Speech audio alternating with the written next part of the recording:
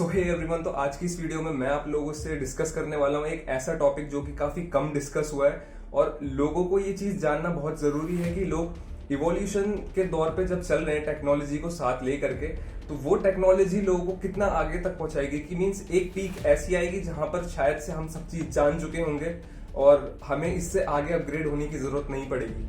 Means कि हम इससे आगे अपग्रेड नहीं हो सकते। तो ऐसा कोई फेज होता है, क्या है ऐसी चीजें, तो आज इसी टॉपिक पे हम बात करेंगे। ठीक है, तो चलते हैं, अब वीडियो को स्टार्ट करते हैं। तो आप लोग ये बात जानते ही होंगे कि यार ह्यूमंस कितने ज्यादा एडवांस है। मीन्स कि हम आप लोग सबसे ज्यादा एडवांस स्पीशीज माने जाते हैं या एडवांस सिविलाइजेशन माने जाते हैं।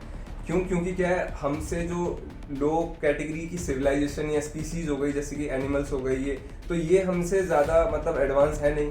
अभी टेक्नोलॉजी हो गई, चाहे कोई भी चीज देख ली जाए, तो हम क्या बोलते हैं कि यार ह्यूमंस, हम लोग इस टाइम पे जो इस फेज पे चल रहे हैं वो सबसे ज्यादा एडवांस्ड है, वो है ह्यूमंस।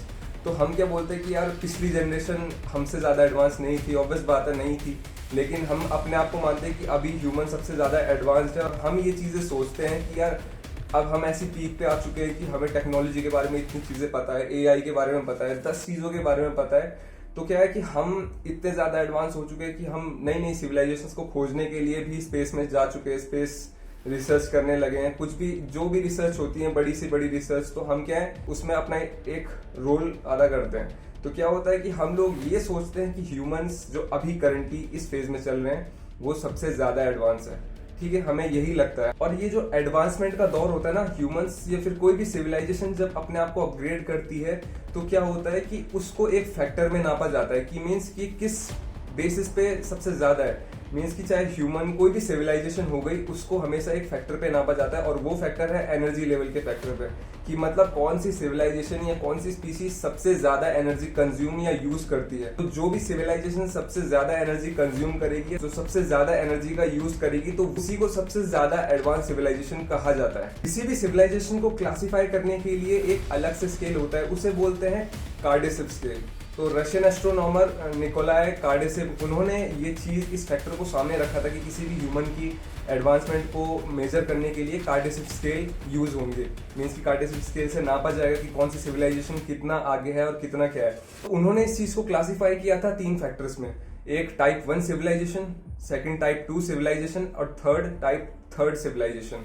तो अब आप बोलोगे कि इन सिविलाइजेशंस का मतलब क्या है? देखो, इन सिविलाइजेशंस को जो स्केल मेजर करने के लिए ये चीज था कि जो भी सिविलाइजेशन सबसे ज्यादा पीक पर होगी, अपनी कोई भी एनर्जी या रिसोर्सेज को कंज्यूम करने के लिए टेक्नोलॉजी में एडवांस होगी, तो उसको इस फैक्टर्स पे नापा गया था। जो टाइप 1 सिविलाइजेशन की बात हुई थी, तो उसमें यह था कि ऐसी कोई सिविलाइजेशन जो कि अपने सोलर सिस्टम के स्टार का पूरी एनर्जी का 100% यूज करे। मीन्स कि क्या होता है, जैसे कि हम लोग अपनी ही बात कर लें, ठीक है, हम लोग अभी, मैं आपको एक क्लियरिफिकेशन दे देता हूँ यहाँ पे, कि हम लोग अभी कार्डेसिव स्केल में टाइप 1 सिविलाइजेशन में भी नहीं है, हम लोग 0.7 टाइप सिविलाइजेशन में माने जाते हैं। मीन्स कि हम पूरा 1 भी नहीं है, क्योंकि क्या है, हम जो हमारा सूरज है, जिसको हम अपना एक सोलर सिस्टम का स्टार बोलते हैं, हम उससे आने वाली जो एनर्जी होती है ना, तो उसको हम पूरा कंज्यूम नहीं कर पाते। हम जस्ट अभी तक क्या है कि सूरज की एनर्जी को कंज्यूम करने के लिए यूज करते हैं सोलर पैनल्स। तो क्या है, ऐसा भी नहीं है कि जितनी भी सूरज की एनर्जी धरती पर पड़ रही है या जितनी भी उसकी जो रेज वगैरह पड़ रही है, तो उसकी पूरी एनर्जी को यूटिलाइज कर रहे हैं, ऐसा भी है नहीं। तो इसीलिए हम कार्डेसिव स्केल में फर्स्ट ऑफ ऑल अभी 0.7 रेशियो के स्केल पर है। अब बात करते हैं टाइप 2 सिविलाइजेशन की। टाइप 2 सिविलाइजेशन उसको कहा जाता है जो अपनी स्टार की पूरी एनर्जी को कंज्यूम कर सके और साथ ही साथ में अपने सोलर सिस्टम की भी एनर्जी को कंज्यूम कर सके। मींस कि जितनी भी सोलर सिस्टम, उसके अंदर के सोलर सिस्टम में जितनी भी एनर्जी है, उस सब को वो सिविलाइजेशन कंज्यूम कर सके। मींस कि उस पूरी एनर्जी का यूटिलाइज कर सके, तो वो आती है टाइप 2 सिविलाइजेशन। तो बात करते हैं अब टाइप 3 सिविलाइजेशन की। टाइप 3 सिविलाइजेशन इतनी एडवांस मानी गई है कि टाइप 3 सिविलाइजेशन क्या है कि अपने सोलर सिस्टम के साथ साथ अपने पूरी गैलेक्सी के जितने भी सोलर सिस्टम है और उस सोलर सिस्टम में जितने भी स्टार्स हैं, उन सभी की एनर्जी को यूटिलाइज कर सके, वो आती है टाइप 3 सिविलाइजेशन, जो कि टेक्नोलॉजी में सोचो इतनी ज्यादा एडवांस होगी कि अपनी गैलेक्सीज के जितने भी सोलर सिस्टम्स हैं, उन सभी की एनर्जी को यूटिलाइज कर सके, अपने काम पे लगा सके। तो वो होती है टाइप 3 सिविलाइजेशन। अब आप लोग सोच रहे होंगे कि यार हमें टाइप 3 सिविलाइजेशन बनने तक का कितना टाइम लग जाएगा, लगभग अप्रोक्स कितने साल और लग जाएंगे। तो कम से कम मैं आपको सही बताऊं कि हमें जो टाइप फर्स्ट सिविलाइजेशन है ना, उस फेज तक पहुंचने के लिए हमें कम से कम 90 से 100 ईयर्स तक का वक्त लगेगा भी, ठीक है। और माना जाए अगर हमें टाइप 2 सिविलाइजेशन तक पहुंचना है तो हमें कम से कम हजारों साल लग जाएंगे टाइप 2 सिविलाइजेशन बनने में। और बात करते हैं कि टाइप थर्ड सिविलाइजेशन की हम कब बन पाएंगे, तो थर्ड सिविलाइजेशन अप्रोक्सीमेटली जिसका रेशियो साइंटिफिक वे में लगाया गया है वो ये है कि हमें टाइप थर्ड सिविलाइजेशन बनने में लगभग 10 लाख साल से भी ज्यादा लगने वाले हैं। तो अब आप लोग सोचेंगे बस इतने ह्यूमंस की जो सिविलाइजेशन अगर थर्ड सिविलाइजेशन तक पहुंच गई तो इतना ही, इसके बाद कोई अपग्रेड नहीं होगा, मीन्स कि वो पीक होगी ह्यूमंस की सिविलाइजेशंस को अपग्रेड रहने की, तो नहीं, उससे भी आगे है। निकोलाई कार्टेसिव थे तो उन्होंने ये स्केल 1932 में बनाई थी कि हमारी सिर्फ 3 ही फेज बन सकती है, मीन्स कि हम लोग क्या है एक टाइप 1 सिविलाइजेशन, टाइप 2 सिविलाइजेशन और टाइप थर्ड सिविलाइजेशन तक ही पहुंच सकते हैं, उससे आगे हम लोग ग्रोथ कभी कर ही नहीं सकते।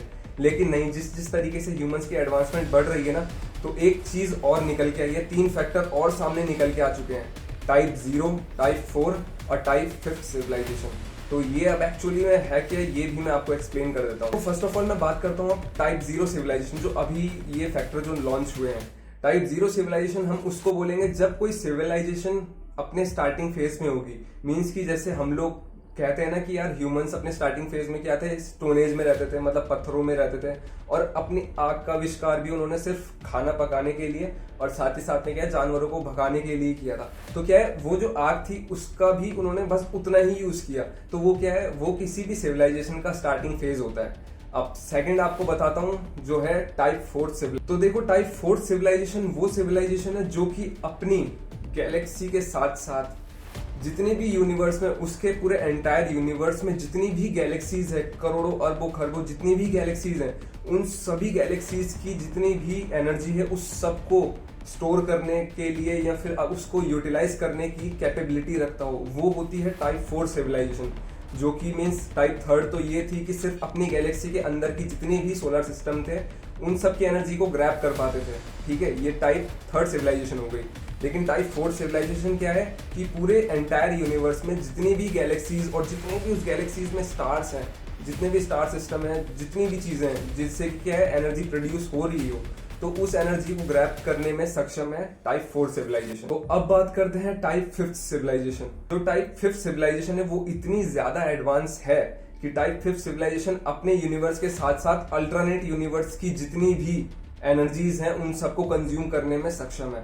इवन जो टाइप 5 सिविलाइजेशन है वो इतनी ज्यादा एडवांस है कि वो पास्ट प्रेजेंट फ्यूचर की टाइमलाइन से क्रिएट होने वाली जितनी भी एनर्जी है उस सबको कंज्यूम भी कर सकता है। किसी भी एनर्जी और किसी भी मैटर को क्रिएट और उसको एक अलग से रूप देने में टाइप 5 सिविलाइजेशन कैपेबल है, इतनी ज्यादा एडवांस्ड है। और अभी तो इतना ही नहीं, इससे भी और ज्यादा चीजें बताता हूँ। क्या होगा अगर हम एकदम से एज्यूम करो कि क्या होगा अगर हम टाइप 5 सिविलाइजेशन बन गए ना, तो मैं आप लोगों को बताता हूँ क्या होगा। जितने भी थियोरेटिकल ये जितने भी कॉन्सेप्ट्स होते हैं मल्टीवर्स के, आपके अल्टरनेट यूनिवर्स के, वो सारे के सारे कॉन्सेप्ट थियोरेटिकल नहीं रहेंगे, वो सारे हम प्रैक्टिकल कर रहे होंगे।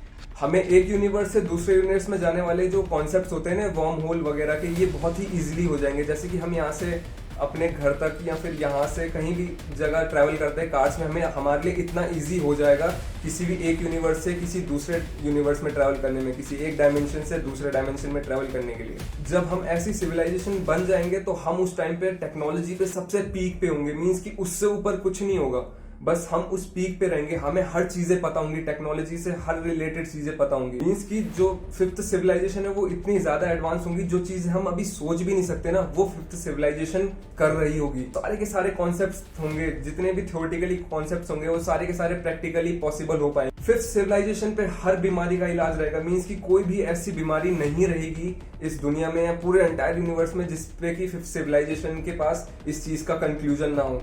जो टेलीपोर्टेशन एक कॉन्सेप्ट है वो भी बहुत इजी हो जाएगा, मीन्स कि हमें अगर एक यूनिवर्स से दूसरे यूनिवर्स या मल्टीवर्स में जाना हो तो उसके लिए सिर्फ हमें सोचना ही पड़ेगा और साथ ही साथ में हम उस जगह पे टेलीपोर्ट हो जाएंगे, मीन्स कि इतने ज्यादा एडवांस हो जाएंगे। और साथ ही साथ में जितने भी रिसर्चर्स वगैरह रहेंगे ना, इन सब की तो जरूरत ही नहीं पड़ेगी, क्योंकि रिसर्च करने लायक कोई चीज बचेगी ही नहीं, क्योंकि 5th सिविलाइजेशन इतनी ज्यादा एडवांस होगी कि उन्होंने हर चीज रिसर्च वगैरह करके रखी होगी और कोई भी यूनिवर्स की ऐसी कोई भी चीज नहीं बची होगी जिसपे की रिसर्च बाकी हो। और ये थ्योरी ऑफ एवरीथिंग देखेंगे ना जिसपे कि सिर्फ सोचा जा सकता था, वो सारी की सारी कब की पूरी हो चुकी होगी। हम अपने प्लेनेट के साथ साथ बाकी के जितने भी प्लैनेट्स होंगे पूरे एंटायर यूनिवर्स, मल्टीवर्स, सभी जगह पे उन सारे प्लैनेट्स के नेचर के जितने भी एल्गोरिदम्स है कि वहां की नेचर किस तरीके से काम करती है, क्लाइमेट किस तरीके से चेंज होते हैं, तो उन सारे कॉन्सेप्ट्स को हम अच्छे से समझ गए होंगे और साथ ही साथ में उन सभी के क्लाइमेट्स को चेंज भी कर सकेंगे। फिफ्थ सिविलाइजेशन है वो इतनी ज्यादा केपेबल हो जाएगी कि वो सिर्फ एक यूनिवर्स के स्टार को दूसरे यूनिवर्स में भेजने में भी कैपेबल होगी।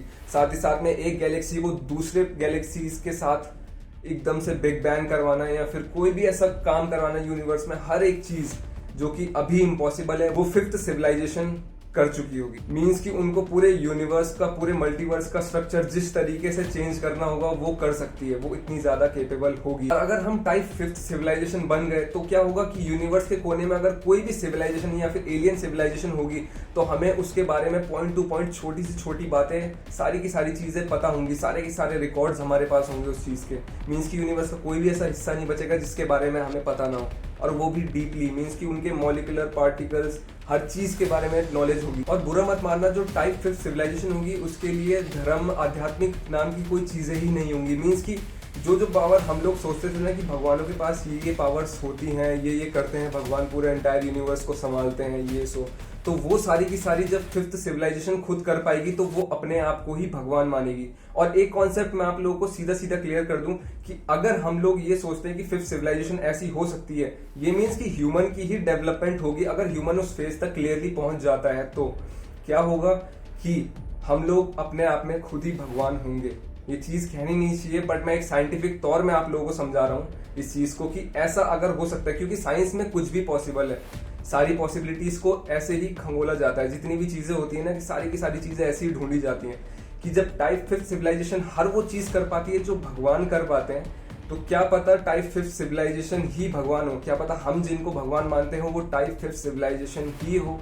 और ऐसा भी बोलते हैं ना कि हम लोग कि यार किसी पे एकदम से कोई भगवान आ गए या किसी के सामने से ऐसा लगा कि किसी को कि यहाँ पे से कोई साया या फिर भूत यहाँ पे से निकला है, क्या पता दूसरे डायमेंशन से हमारे डायमेंशन में जो पास्ट का ट्रैवल करके फिफ्थ सिविलाइजेशन हमारे डायमेंशन में आ गई हो।